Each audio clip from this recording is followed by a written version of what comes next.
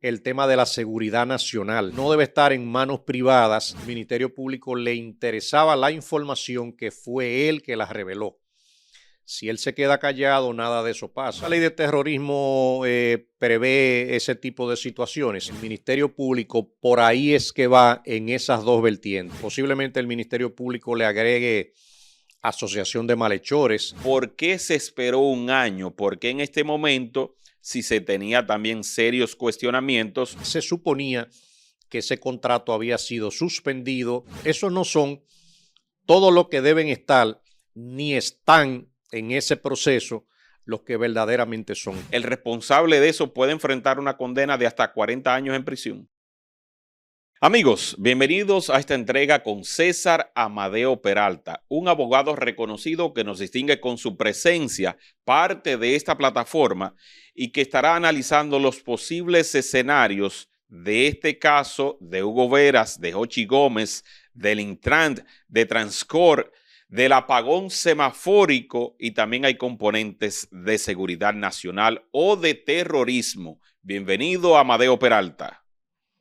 Gracias, un placer por la invitación y siempre a tus órdenes. Así es. Bueno, luego que se dio a conocer que justamente ayer fue apresado Jochi Gómez, también Hugo Veras, Aquiles Jiménez, estamos hablando también del señor Padovani, que trabajaba en el Intran y que después pasó a formar parte de Transcorp.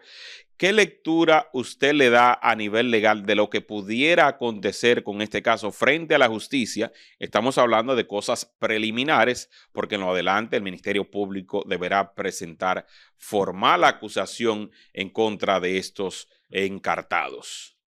Ciertamente, como acabas de decir, se va a necesitar ver la solicitud de medida de coerción que hará el Ministerio Público para poder con más seguridad determinar algunas situaciones a futuro en el caso penal de ese proceso. Al final de cuentas, la población ha quedado en expectativa, no solamente por el tema de los allanamientos, sino por la forma como se comenzó a denunciar esa corrupción que estaba imperando en el Intran y el tiempo que había durado la investigación. Estamos hablando de un año exactamente y la gente se pregunta por qué se esperó un año, por qué en este momento, si se tenía también serios cuestionamientos sobre lo que había acontecido, y también Amadeo Peralta, para que usted explique, de un contrato que ya se había dicho que estaba anulado, pero que ahora que entró Milton Morrison al Intran, entonces es que se conoce esa anulación y en ese instante es cuando colapsan los semáforos en la ciudad de Santo Domingo, provocando un caos que muchos indicaban que esto debería ser pasible de un sometimiento por terrorismo. Sí, ciertamente el Ministerio Público se ha tardado en muchas investigaciones. Hay otras que inclusive tienen más tiempo, pero el Ministerio Público tiene desbordada su capacidad operativa.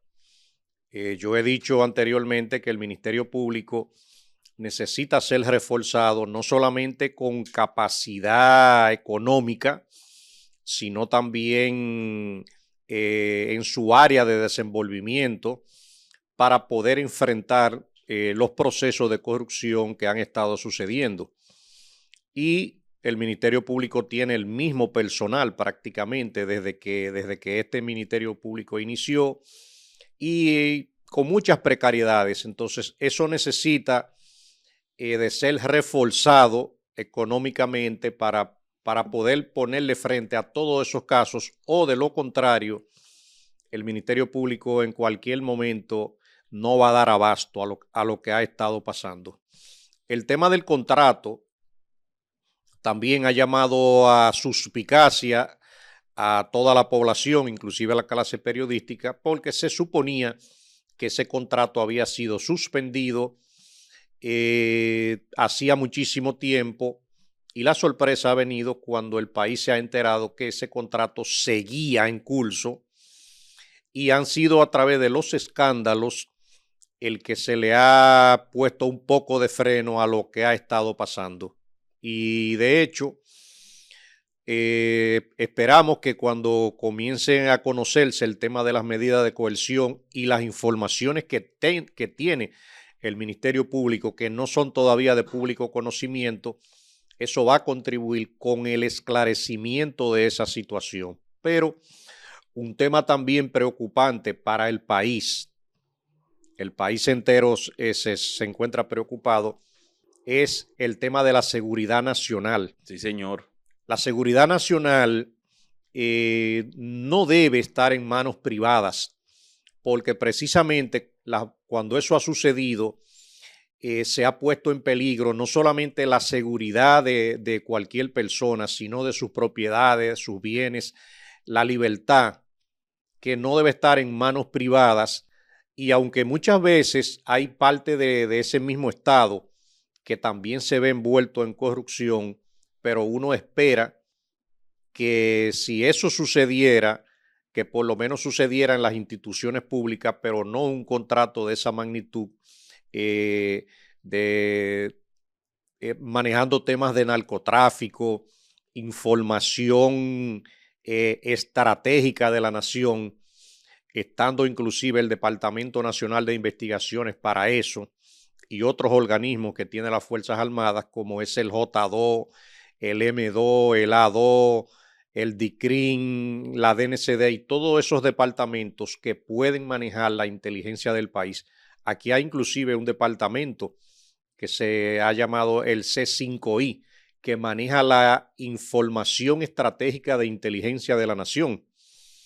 Inclusive siempre estuvo dirigida por un general que hizo su trabajo y lo hizo con entereza.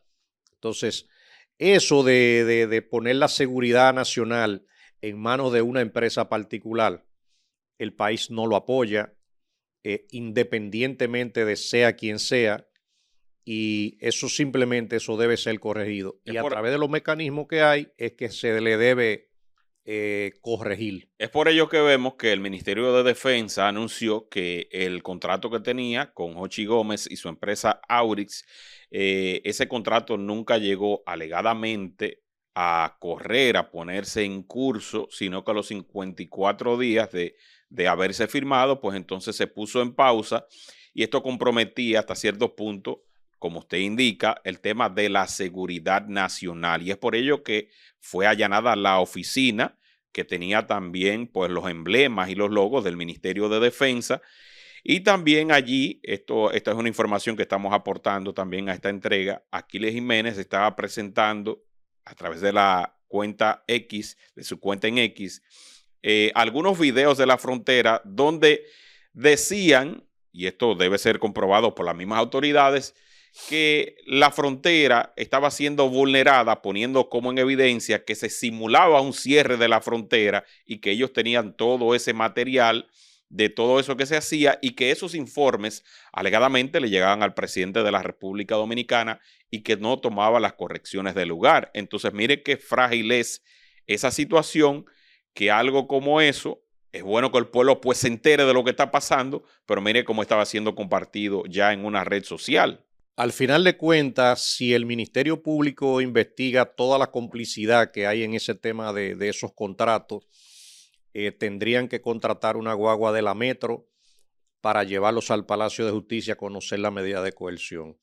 En el caso, por ejemplo, de Jochi Gómez y de Hugo Veras, y de 2 o 3 chivitos que hay ahí, esos son la pantalla de ese caso. Ese es un caso más grande.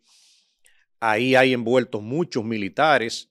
Siendo que haya dinero y entra la corrupción en juego, ahí ponen en riesgo la seguridad nacional, la seguridad personal y la de todo el mundo. Por eso, el Ministerio Público, ojalá que tenga capacidad operativa para que meta en cintura todo el que se ha metido en todos esos actos de corrupción, que nada más esos no son todo lo que deben estar, ni están en ese proceso los que verdaderamente son.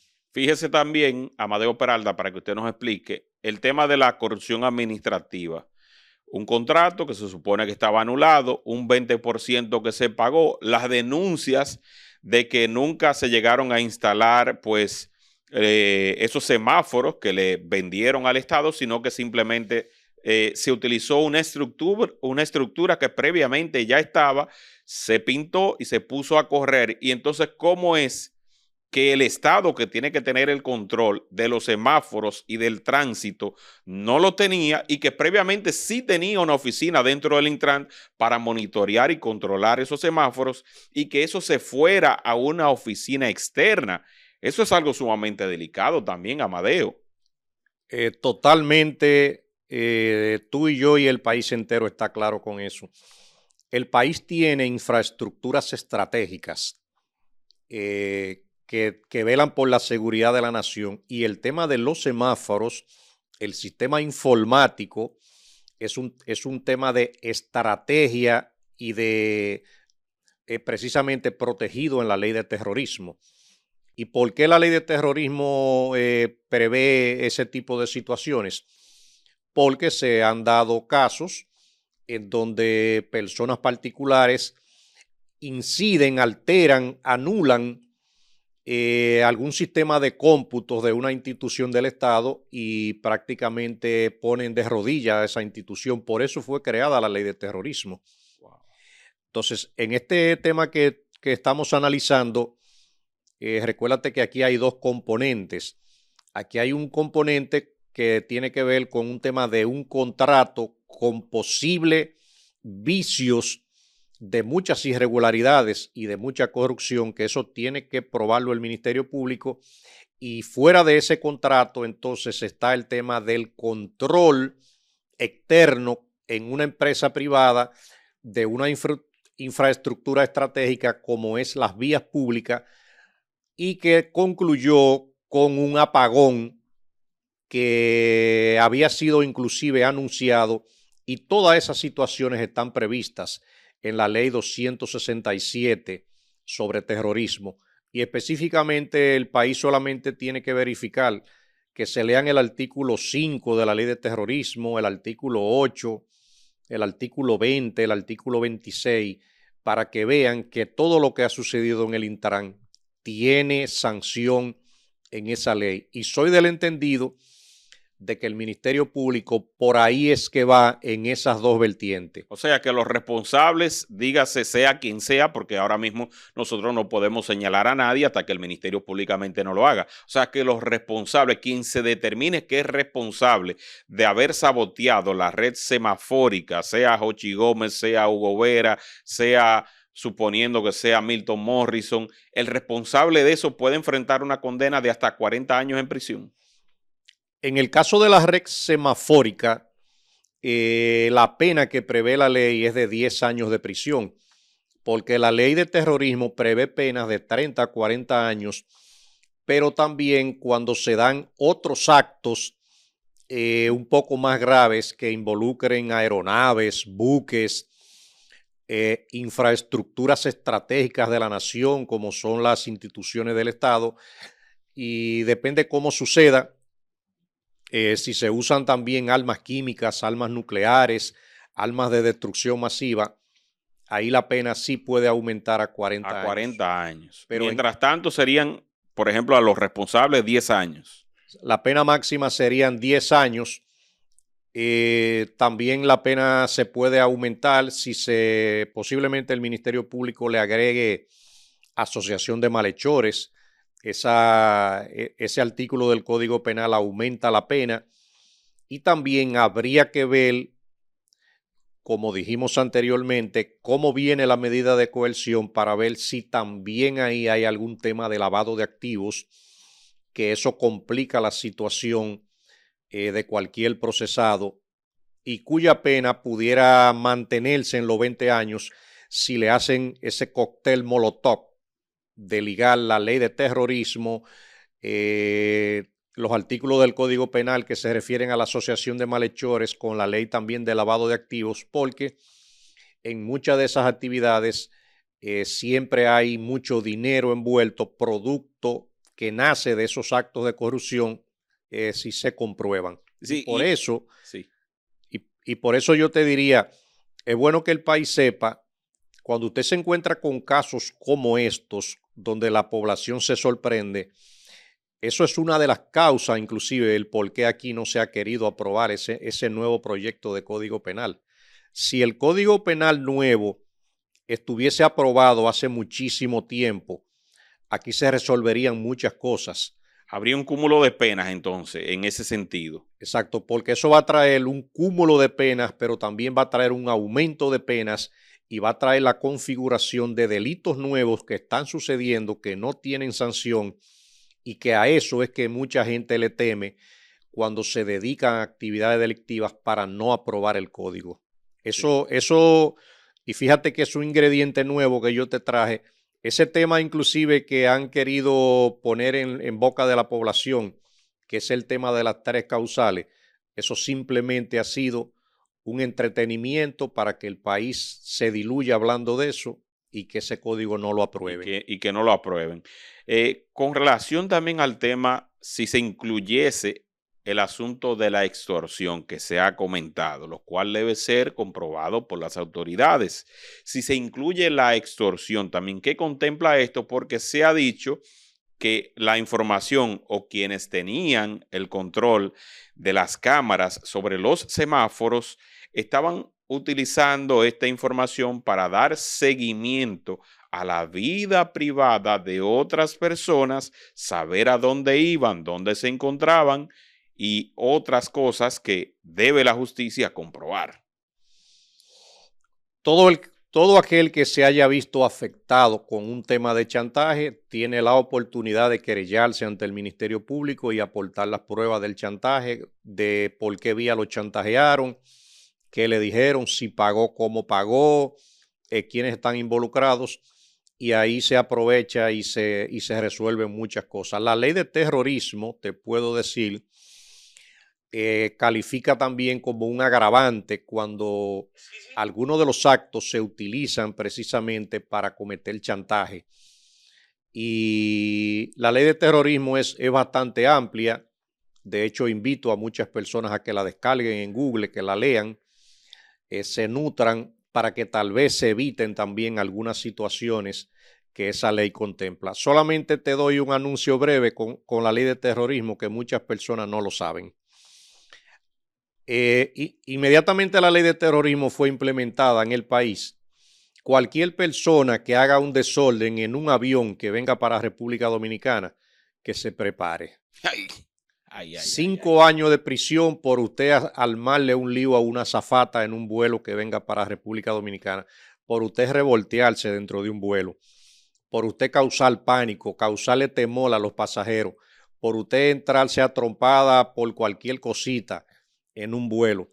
Eso lo prevé la ley de terrorismo y muchas personas, atento a su loquera, no lo saben, pero básicamente el Ministerio Público en Santo Domingo Este ha procesado a varias personas una vez se desmontan de los aviones que vienen y llegan al aeropuerto Las Américas luego de haber causado un desorden, y la ley de terrorismo lo espera con los brazos abiertos. Mire, y con relación al hecho de que, por ejemplo, Guillermo Gómez, que es el padre de Jochi Gómez, quien ha manejado mucha inteligencia en el país y que ha sido conocido también por un historial de este tipo de cosas, de manejar muchos datos.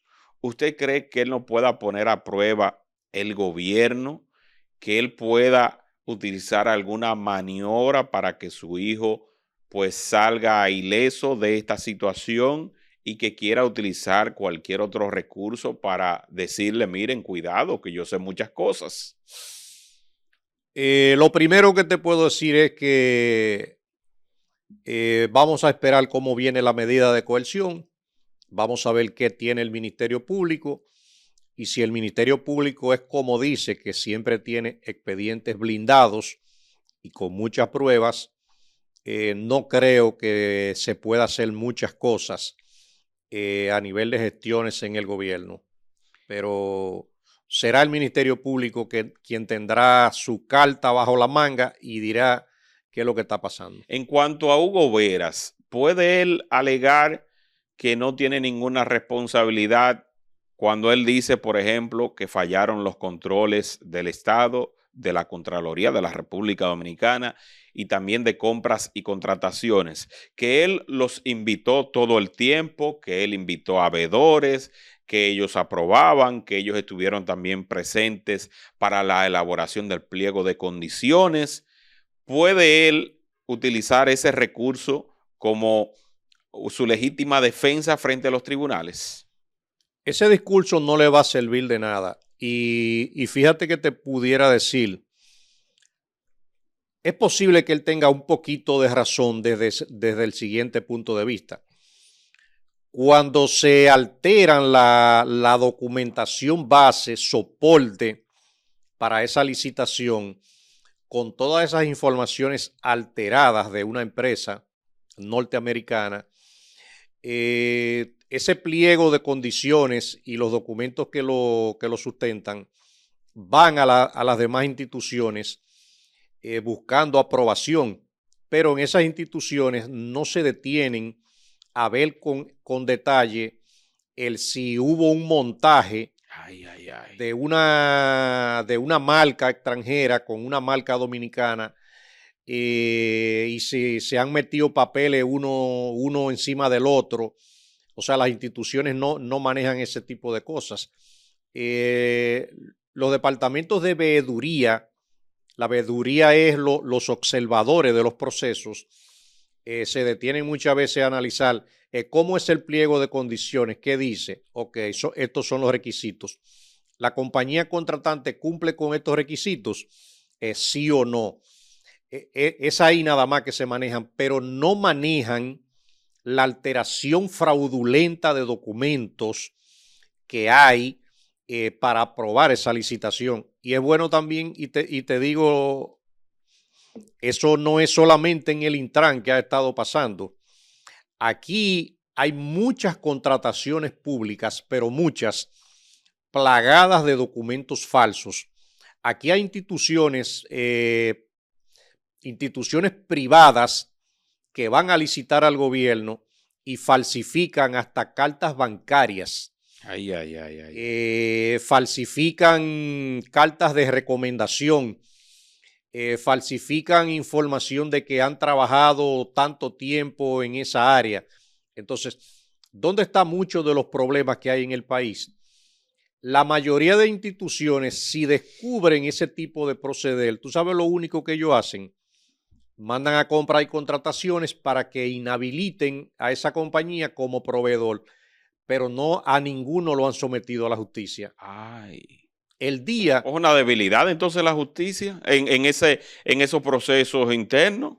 Pero no es de la justicia la debilidad. La debilidad es de las instituciones del Estado que comprueban que X contratista me depositó 3 certificaciones del banco estableciendo que esa persona tiene un buen manejo de cuenta bancaria, que tiene tanto balance. Al final falsifican el sello del banco, el papel timbrado del banco, la firma del vicepresidente del banco. Y tú sabes lo que sigue pasando con eso. Los bancos también, a pesar de haber comprobado que la carta es falsa, tampoco se quieren querellar contra el que hace uso de ese documento falso. Entonces, por eso te digo, no solamente en el Intran, aquí hay falsificaciones a todos los niveles y simplemente se quedan con la cancelación o la suspensión del registro de proveedor. Pero esos casos no van a la justicia. Y conozco a muchos casos de eso que, vamos a decir, se han muerto tranquilamente y no pasa nada. Pero es falta de voluntad lo que ha habido en muchas instituciones con muchos proveedores.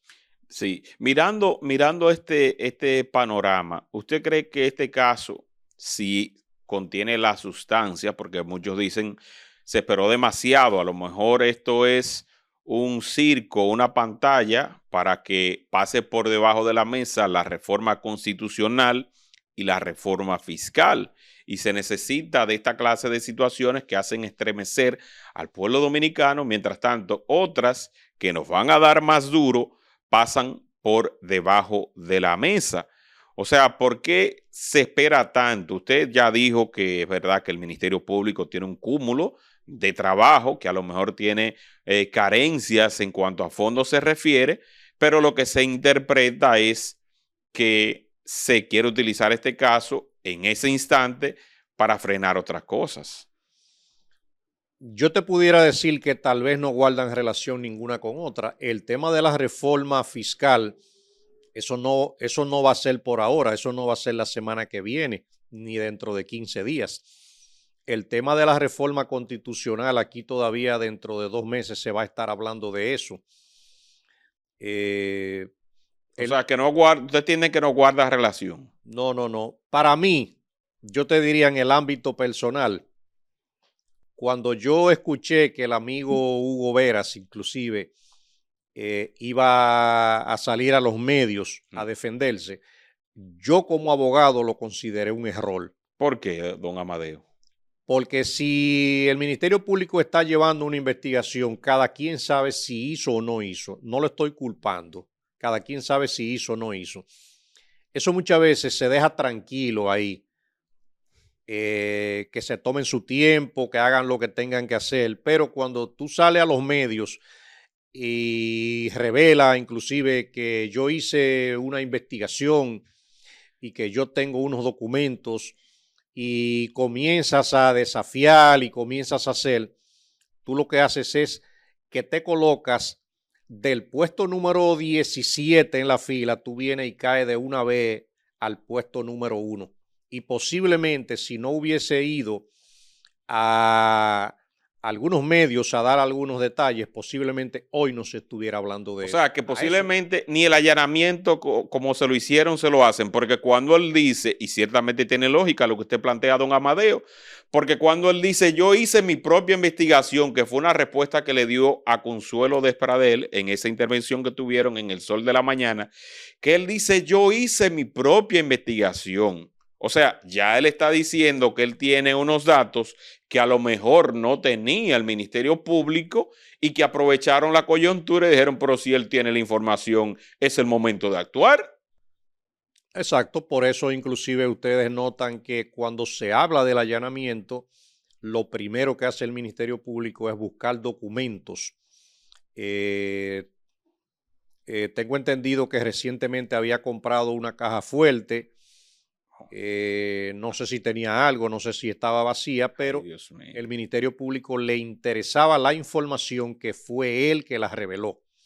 Si él se queda callado, nada de eso pasa. Te voy a dar un ejemplo E incluso lo admite en esa entrevista en El Sol de la Mañana, donde él le dice a Laura Costa, le dice, Laura, tú me vas a perdonar, tú me dijiste que no, pero lo tengo que decir, porque a lo mejor la emoción lo traicionó, don Amadeo. Ciertamente, y te puedo decir inclusive han habido otros casos en donde hay personas que han acelerado los procesos, pero es por las cosas que hacen. Ustedes tienen ahí el caso, por ejemplo, de Jean Alain. Jean Alain, dentro de que haya hecho o no haya hecho, cometió dos errores imperdonables. El primero, el primero fue intentar salir del país, hacer todo lo que sucedió luego de la salida. A Jean Alain ni siquiera lo iban a allanar en ese tiempo, ni lo iban a arrestar. O sea, todo eso se aceleró por ese comportamiento. Él tiene derecho a salir del país cuando le dé su gana, pero con un proceso así, muchas veces es mejor estarse tranquilo. Y todo eso entonces quedó ya de mal gusto cuando el Ministerio Público lo allana y se encuentra con una mano de guineo que yo no la vi.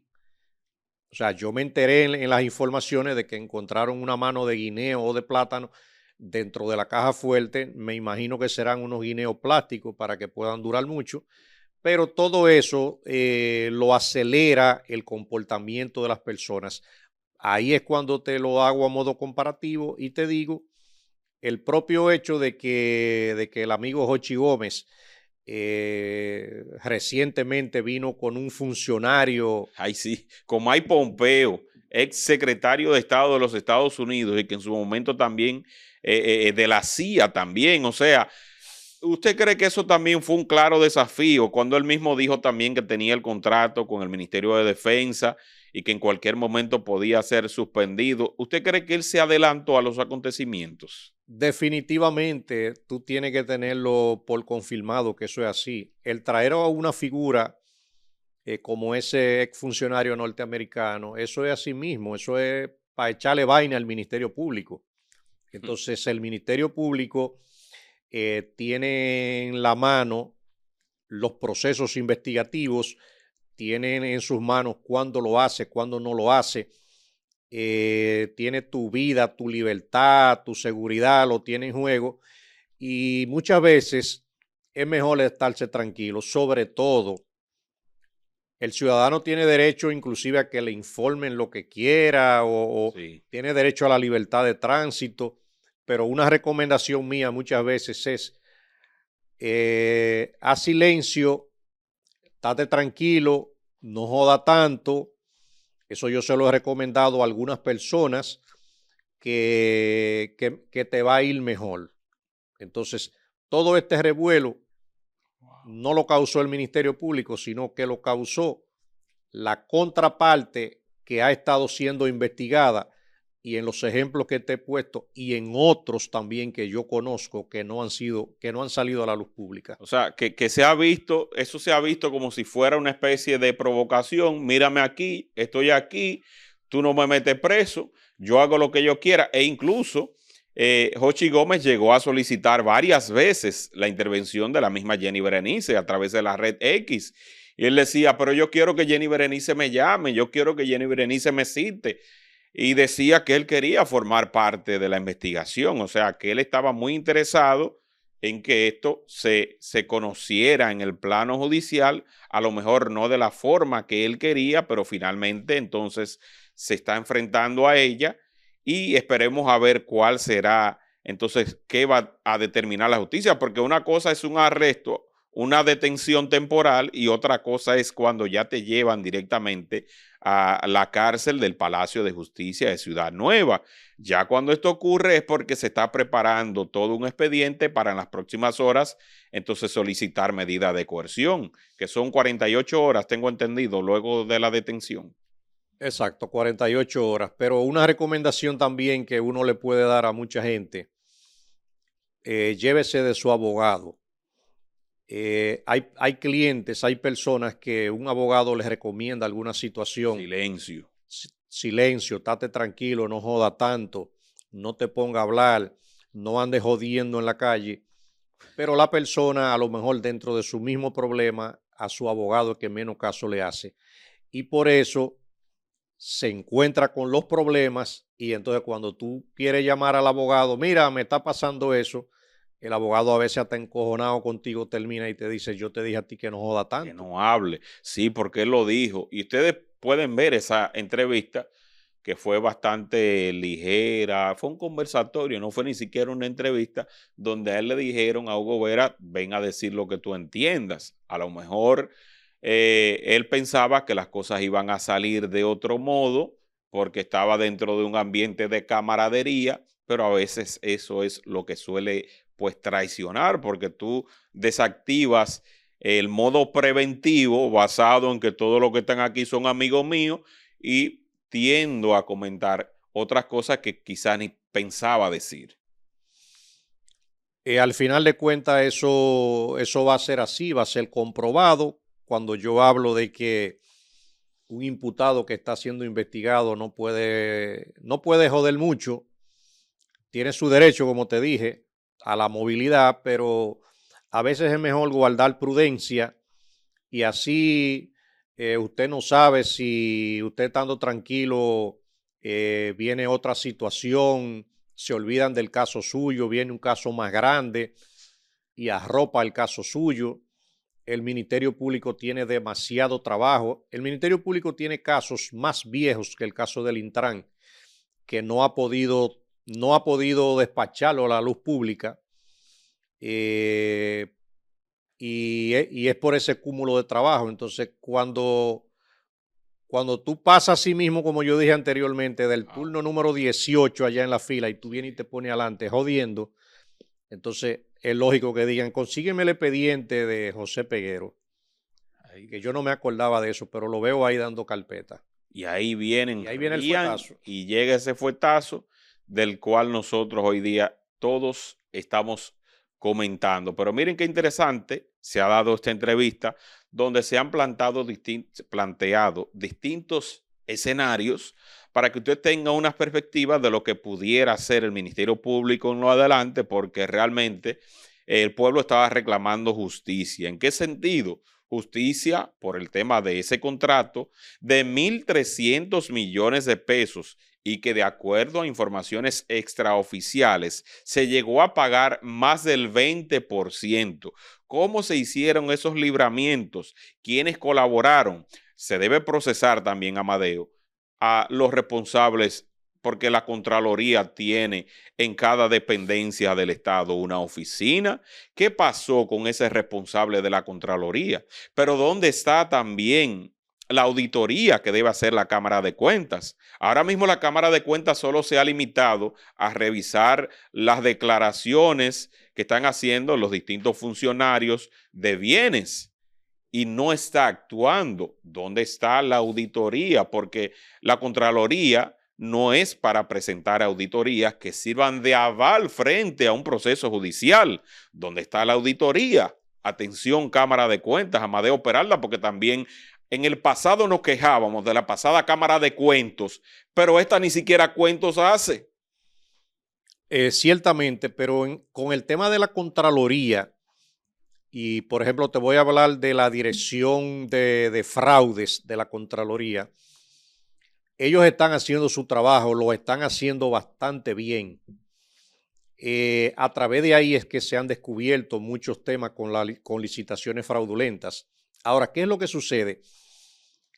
Es el contenido de la documentación que suministran, el contenido interno que le suministran a la Contraloría dentro de una serie de documentos para aprobar una licitación, pero la Contraloría y el Departamento Antifraudes básicamente analizan el que se haya cumplido con el pliego de condiciones y con todos los requisitos que ahí se establecen, y te aprueba o no te aprueba el que la compañía sí califica, pero cuando se dice esa compañía califica para participar en la licitación, pero no analizan, porque no llegan hasta ahí, la base fundamental de que esa compañía diga que tiene 20 años de experiencia y que ha trabajado en tantas carreteras, a lo mejor en los Estados Unidos, hasta ahí no se llega. Sí. Y eso inclusive ha sido tan grave que eso mismo sucede en los tribunales. Aquí se llevan en los tribunales muchísimos procesos basados en documentos falsos, y los jueces, que deberían ser todavía una figura muy superior a un investigador, no analiza la falsedad, sino que analiza lo que le tienen ahí, lo que le ponen arriba. Entonces, eso pasa con la Contraloría, entonces. Exacto, dentro de que hace un trabajo excelente, incluido el Departamento Antifraudes, no llega porque no es fácil. O sea, no es fácil. ¿Y a qué me voy a referir? El que tú tengas que pedir el registro mercantil de una compañía para analizar quiénes son los socios, cuándo la constituyeron, con qué objeto la constituyeron. Ahí inclusive se pueden dar algunos peligros, porque hay compañías que la constituyen con un objeto de una vez principal. Participar en tal contrato, en tal licitación, cometen el error. ¿Qué ya te va diciendo eso? Que ya la compañía estaba orejeada de que se iba a hacer una licitación para tal cosa. Pero ya eso es una investigación muy profunda que la Contraloría no llega ahí, tienen demasiado trabajo. Pues debería haber entonces quizás un organismo nuevo, especialista únicamente en esos temas, don Amadeo, que sea mucho más riguroso, que pueda, porque estamos hablando del flujo de capital del pueblo dominicano, del bolsillo, de nuestros impuestos. Sí, mira qué es lo que sucede. El Departamento Antifraudes habría que ampliarlo también en su capacidad operativa, Más tecnología, más herramientas. más herramientas, un local más amplio, más personal, más de todo, para poder trabajar de manera minuciosa muchos temas de las licitaciones. Otra cosa también que te voy a decir, el tema de las contrataciones se ha hecho tan complicado ya con lo que hay, que hay contrataciones que es difícil a veces hacerlas. Entonces, muchas veces también tú te preguntas, ¿quiénes la ganan? La ganan también las personas que tradicionalmente han tenido ese engranaje. Eso no le permite inclusive a un licitador nuevo, a una empresa nueva, no puede a un entrar. emprendedor entrar de tantas trabas que tiene.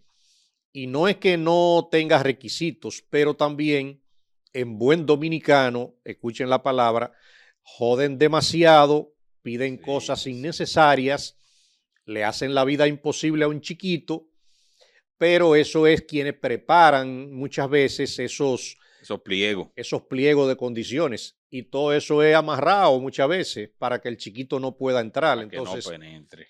Eso del análisis de esas licitaciones, eso hay que cogerlo con pinzas, porque por más profundo que se pueda investigar, eso sigue siendo bien, eso sigue siendo bueno, pero van a paralizar el país en algún momento. Hay algunas licitaciones que no van a salir. Sí.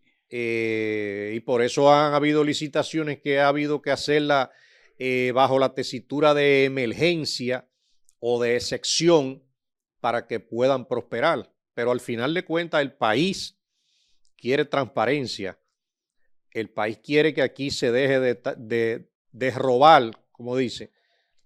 Y a veces hay una frase que uno dice, aquí todo el mundo está robando. Ay, Dios mío. Pero esos son controles que se le están poniendo para que eso sea un poco frenado, pero también la ley debe estar más clara, con menos trabas, y para que la economía fluya, que es también parte esencial de lo que se quiere.